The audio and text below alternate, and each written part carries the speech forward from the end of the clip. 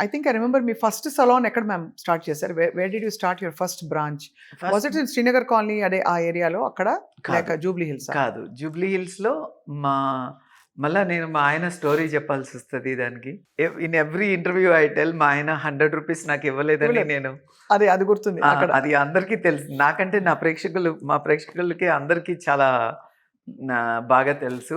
So, నేను ప్రతి రూపాయి అడగడానికి మొహమాటంతో నా పాకెట్ మనీ చేసుకోవడానికి నేను గ్లామర్ ఇండస్ట్రీలో ఉండి వచ్చిన దాన్ని కాబట్టి, నాకు ఈ రంగుల ప్రపంచం తప్ప నాకు వేరే ఏం తెలియదు. ఆ ప్రాసెస్‌లో నేను సలూన్ స్టార్ట్ జేయడం జరిగింది.